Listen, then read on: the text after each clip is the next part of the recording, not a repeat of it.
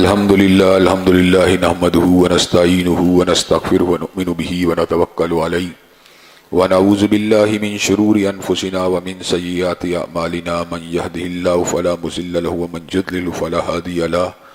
واشهد ان لا الہ الا اللہ واشهد ان محمدا عبده ورسوله اما بعد فإن خیر الحدیث کتاب اللہ وخیر الہدی ہدی محمد صلی اللہ علیہ وسلم وشر الامور محدثاتها وكل محدثة بدعة وكل بدعة ضلالة وكل ضلالة في النار. اما بعد اعوذ بالله السميع العليم من الشيطان الرجيم. قد كانت لكم اسوة حسنة في ابراهيم والذين معه اذ قالوا لقومهم انا براء منكم ومما تعبدون من دون الله كفرنا بكم وبدا بيننا وبينكم العداوة والبغضاء ابدا حتى تؤمنوا بالله وحده اللہ قول ابراہیم علی ابیہ لاستغفرن لک. ہر قسم کی تعریفات اللہ مالک الملک کے لیے ہیں جنہوں نے جنات اور انسان کو حقیقی معنوں میں اپنی پوجا، اپنی بندگی اور اپنی عبادت کے لیے بنایا ہے. جنات اور انسان کی تخلیق کا حقیقی اور بنیادی مقصد یہی تھا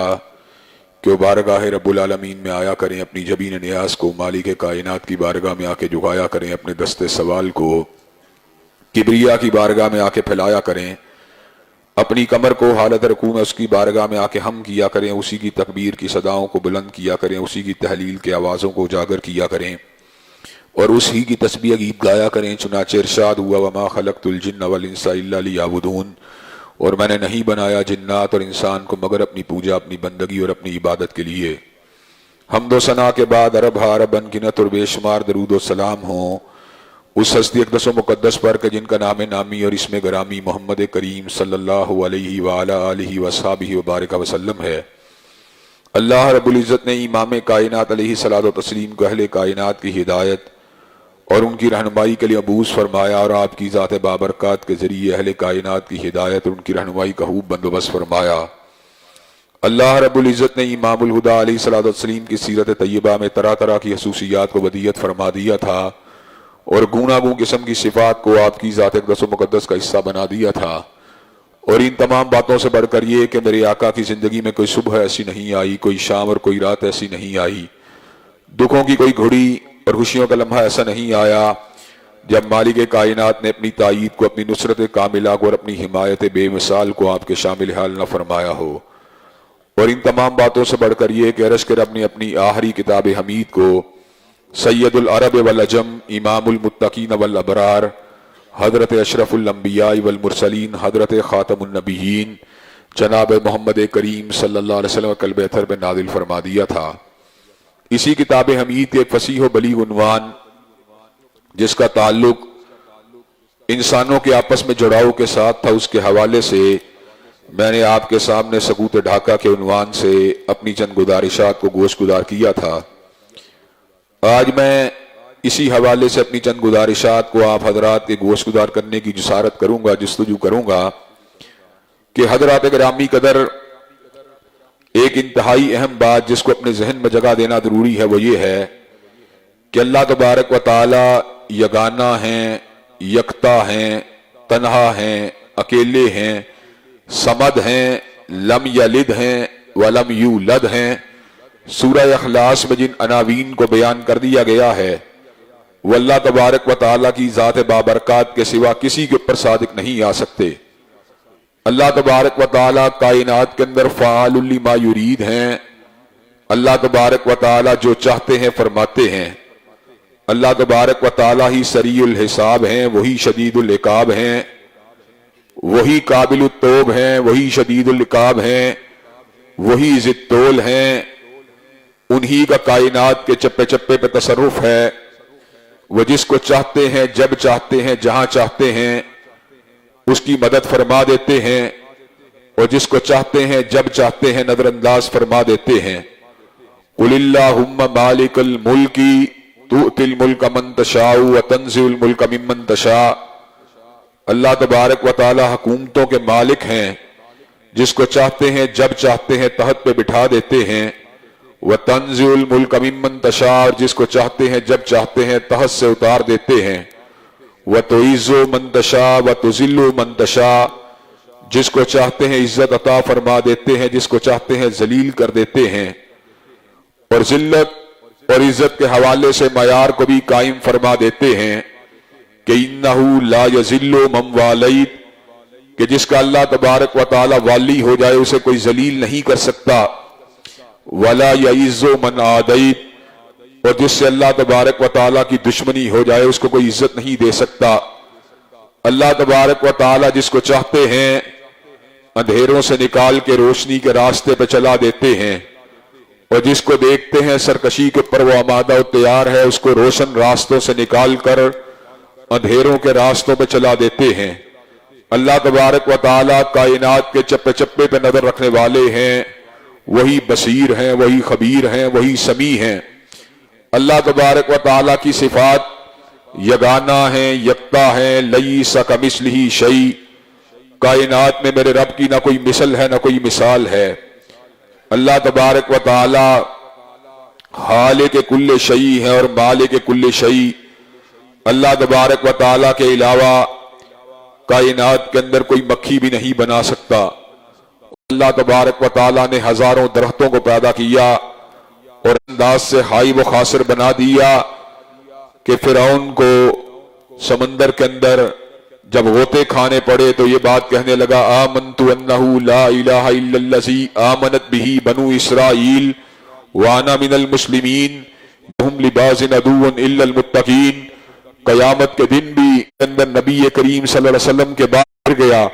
کہ اس کا مشن اور تھا، سیدنا نوح علیہ السلام کا مشن اور تھا۔ اس کا مطلب یہ ہے کہ کائنات میں کلید کامیابی اگر کوئی چیز ہے، کامیابی کی کنجی اگر کوئی چیز ہے تو اللہ تبارک و تعالیٰ کی توحید ہے، اور اللہ تبارک و تعالیٰ کی توحید کی معرفت کے حوالے سے ہمارے آپس میں جڑاؤ ہونے چاہیے۔ میں پنجابی سے پیار کرتا ہوں لیکن موحد سے پیار نہیں کرتا، سندھی سے پیار کرتا ہے لیکن کلمے کی بنیاد پہ پیار نہیں کرتا، بلوچی سے پیار کرتا ہے لیکن کلمے کی بنیاد پہ نہیں کرتا۔ یہ وہ سکم ہے، یہ وہ حلا ہے، یہ وہ کمزوری ہے جس نے ہمارے مشرقی بازو کو ہم سے کاٹ کے رکھ دیا تھا۔ اور اندرا گاندھی نے الفاظ کہے تھے آج میں نے نظریہ پاکستان کو خلیج بنگال کے اندر غرق کر کے رکھ دیا ہے۔ حضرات گرامی قدر میں آپ کے سامنے آج اس بات کو رکھنا چاہتا ہوں کہ جب ہم حضرات صحابہ کرام رضوان اللہ علیہ مجمعین کی زندگیوں کے اوپر غور کرتے ہیں تو ان زندگیوں کے اوپر غور کرنے کے بعد بھی یہ بات سمجھ میں آتی ہے کہ حضرات صحابہ کرام رضوان اللہ علیہ مجمعین کے باہمی تعلقات کی اساس نہ قبیلہ تھا نہ کنبہ تھا، بلکہ وہ آپس میں باہم محبت اگر کیا کرتے تھے تو اللہ تبارک و تعالیٰ کی وحدانیت کی وجہ سے محبت کیا کرتے تھے۔ چنانچہ حضرت صدیق اکبر رضی اللہ تعالیٰ عنہ نے بدر کے مارکے کے بعد سیدنا عبد الرحمن ابن ابی بکر جو بدر کے دن مسلمان نہیں تھے ان کی بات کو سن کے یہ بات کہی تھی جب انہوں نے عرض کی تھی کہ آپ میری تلوار کی زد میں آئے لیکن میں نے آپ کو چھوڑ دیا، تو سیدنا صدیق اکبر نے فرمایا تھا اگر تو میری تلوار کی زد میں آتا تو میں تجھے کبھی معاف نہ کرتا، اس لیے کہ تو اللہ تبارک و تعالیٰ کا باغی تھا۔ سیدنا مصعب ابن عمیر ان کا واقعہ بھی ہمارے سامنے ایک حجت کی حیثیت رکھتا ہے کہ آپ نے اپنے سگے بھائی کو کس کے باندھنے کا حکم دیا اور یہ بات کہی تھی جس وقت ان کے بھائی نے ان کو کس کے باندھنے کا حکم دیتے ہوئے سنا تو اس نے کہا تھا اسلام نے مجھ سے تجھے اتنا سنگدل کر دیا ہے کہ آج تو اپنے ماں جائے بھائی کو بھی نہیں پہچانتا۔ تو ایسے عالم میں سیدنا مصعب ابن عمیر نے کہا تھا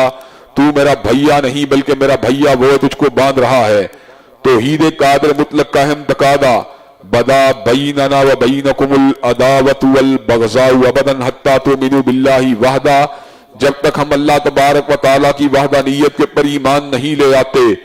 ہمارے باہمی تعلقات جو ہیں، ہمارا باہمی مودت کا تعلق جو ہے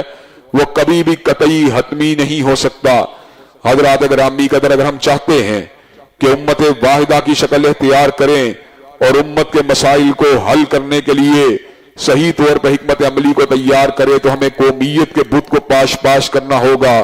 بتان رنگ و بو کو توڑ کر ملت میں گم ہو جا، نہ تو رانی رہے باقی نہ ایرانی نہ افغانی۔ حضرات گرامی قدر جب تک یہ تصورات ہمارے دل و دماغ پر راسخ نہیں ہوں گے اس وقت تک ہمارے معاملات معلق رہیں گے۔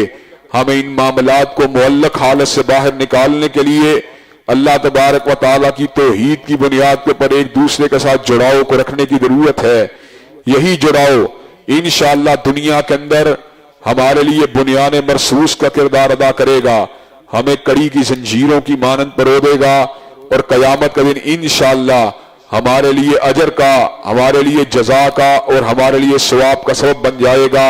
اللہ تبارک و تعالی ہمیں توحید کے اس اہم تقاضے کو سمجھنے کی توفیق دے. دوسرا اہم تقاضا انشاءاللہ آئندہ خطبہ جمعہ میں آپ حضرات کے گوش گزار کیا جائے گا.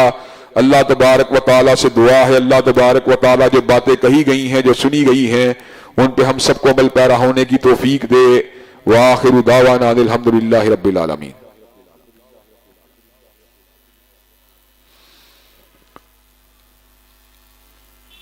الحمدللہ نحمدہ ونستعینہ ونستغفرہ ونؤمن بہ ونتوکل علیہ ونعوذ باللہ من شرور انفسنا ومن سیئات اعمالنا من یہدہ اللہ فلا مضل لہ ومن یضلل فلا ہادی لہ واشہد ان لا الہ الا اللہ واشہد ان محمدا عبدہ ورسولہ صلی اللہ علیہ وسلم. اما بعد فإن خیر الحدیث کتاب اللہ وخیر الہدی ہدی محمد صلی اللہ علیہ وسلم وشر الامور محدثاتها وكل محدثۃ بدعہ وكل بدعۃ ضلالہ وكل ضلالۃ فی النار. حضرات گرامی قدر، بنیادی طور پر دنیا میں تعلقات کی بہت سی اساسیں اور بہت سی بنیادیں ہیں. تعلق علاقے کی بنیاد پہ بھی ہوتے ہیں، جغرافی اور حسب و نسب کی بنیاد پہ بھی ہوتے ہیں، لیکن وہ تعلق جو عقیدے اور ایمان کی بنیاد پہ ہوتا ہے وہ تعلق ہر تعلق سے بالا تر ہونا چاہیے. یہ توحید کا اہم تقاضا ہے. سیدنا ابراہیم علیہ السلام اور ان کی قوم کے لوگوں کا حوالہ دیتے ہوئے اللہ تبارک و تعالیٰ نے قرآن مجید میں یہ بات ارشاد فرمائی ہے، قد کانت لکم اسوۃ حسنۃ فی ابراہیم والذین معہ. تم لوگوں کے لیے ابراہیم علیہ السلام اور ان کے ساتھیوں کی زندگی بہترین نمونہ ہے، اس لیے کہ انہوں نے اپنی قوم کے لوگوں کو مخاطب ہو کر یہ بات کہی تھی، انا براء منکم مما تعبدون من دون اللہ. ہم تم سے بھی برات کا اظہار کرتے ہیں اور تمہارے معبودوں سے بھی برات کا اظہار کرتے ہیں. کفرنا بکم، ہم تمہارا انکار کرتے ہیں. وبدا بیننا وبینکم العداوۃ والبغضاء ابدا حتی تؤمنوا باللہ وحدہ، اور ہم تمہارا انکار کرتے ہیں اور ہمارے تو اور تمہارے درمیان عداوت اور بغض کی بنیادیں ڈل چکی ہیں ہمیشہ کے لیے، یہاں تک کہ تم توحید قادر مطلق کے پر ایمان نہیں لے آتے. چنانچہ ہمیں حسب کی بنیاد پر، نسب کی بنیاد پر، دیگر بنیادوں پر تعلقات کو غیر اہم سمجھنا چاہیے. ایک معاشرتی حد تک، حقوق و فرائض کی حد تک جو حقوق ہماری برادری کے، ہمارے کنبے کے، ہمارے قبیلے کے ہم پہ عائد ہوتے ہیں ان کو نبھانا چاہیے، لیکن محبت اگر کرنی چاہیے تو اللہ تبارک و تعالیٰ کی بنیاد پہ کرنی چاہیے، اس کی توحید کی بنیاد پہ کرنی چاہیے. سیدنا نوح علیہ السلام نے اپنے بیٹے سے محبت نہیں کی، اس سے برات کا اظہار کیا. اللہ تبارک و تعالیٰ کے حکم کے بعد حضرت ابراہیم علیہ السلام نے بھی برات کا اظہار کیا. اللہ نے سیدنا نوح اور لوط علیہ السلام کی بیویوں کا ذکر کر کے بھی اس بات کو واضح فرما دیا کہ بنیادی طور پر رشتوں کی اساس اگر ہوتی ہے تو عقیدہ یہ توحید ہوتی ہے. چنانچہ ہمیں بھی عقیدے کی بنیاد پر محبت کرنی چاہیے. اس کے ساتھ ساتھ آپ حضرات کی دعاؤں کا اور آپ کی نیک تمناؤں کا طلبگار ہوں. تاحال وضو اور نماز کے حوالے تشنگی کے احساسات ہیں، لیکن انشاءاللہ اللہ تبارک و تعالیٰ کی بارگاہ سے کبھی امید ہے کہ انشاءاللہ اللہ تبارک و تعالیٰ اس مخمصے میں سے اور اس بحران میں سے باہر نکالے گا، اور یقیناً آپ کی دعائیں اور آپ کی نیک تمنائیں اور آپ کے جذبات اور آپ کے احساسات اور اللہ تبارک و تعالیٰ کی بارگاہ میں التجائیں وہ ساری کی ساری اللہ کے فضل و کرم سے میرے کام آ رہی ہیں. اور انشاءاللہ یہ بھی بات ذہن میں رہنی چاہیے، تلک الایام نداولها بین الناس، کہ زندگی کے اندر گردش ایام جو ہے اس کا تعلق خالصتاً اللہ تعالیٰ کے امر کے ساتھ ہے. اللہ جب چاہتا ہے جس کو چاہتا ہے بیماری سے گزارتا ہے، جس کو جب چاہتا ہے شفا سے گزارتا ہے. یہ تمام چیزیں میرے مالک کے اور میرے خالق کے قبضہ اختیار میں ہیں. چنانچہ اللہ تبارک و تعالیٰ کی رحمت سے کسی بھی لمحہ اور کسی بھی وقت، کسی بھی ثانیہ نا امید ہونے کی کوئی گنجائش موجود نہیں ہے. اللہ تبارک و تعالیٰ کے فضل و کرم سے جو درمیان کے اندر انقطاع جو موقع آیا، انشاءاللہ اس انقطاع سے مکمل طور پہ اوائڈ کرنے کی کوشش کی جائے گی. تاہم کسی دن اگر طبیعت کے پر کوئی بوجھ ہو تو خطبے کو مختصر کیا جا سکتا ہے. امید ہے کہ آپ حضرات اس حوالے سے جو ہے کمپرومائز کریں گے، سمجھوتا کریں گے، اللہ تبارک و تعالی آپ کو جو کہ میرے بھائیوں کی حیثیت رکھتے ہیں، میرے کنبے قبیلے کی اور میرے گھر والوں کی حیثیت رکھتے ہیں، اللہ تبارک و تعالی آپ کا حامی و ناصر ہو۔ آج بھی سچی بات یہ ہے، آپ کی محبت، آپ کا پیار اور آپ کی کشش جو ہے وہ مجھے مرکز میں لینے کا سبب بن گئی ہے۔ قیم بیٹا جو تھا وہ اس حوالے سے پریشان تھا کہ دوستوں کے ساتھ، احباب کے ساتھ اور آپ دوستوں اور سامعین کے ساتھ، حاضرین کے ساتھ جو ایک تعلق ہے اس کے اندر جو انقطاع ہے، اس کے منفی قسم کے اثرات بھی پیدا ہوتے ہیں۔ چنانچہ میں نے اللہ تبارک و تعالیٰ کے فضل و کرم رات ہی سے اس بات کا ارادہ کیا تھا کہ انشاءاللہ آپ کی خدمت میں حاضری ہوگی۔ وقتی طور پر میں آپ سے معذرت خواہ ہوں کہ ایک مرتبہ وضو کی تجدید کے لیے آپ سے اجازت چاہوں گا۔ ان اللہ یأمر بالعدل والاحسان وایتاء ذی القربى وینہی عن الفحشاء والمنکر والبغی سبحان ربک رب العزۃ عما یصفون وسلام علی المرسلین والحمد للہ رب العالمین۔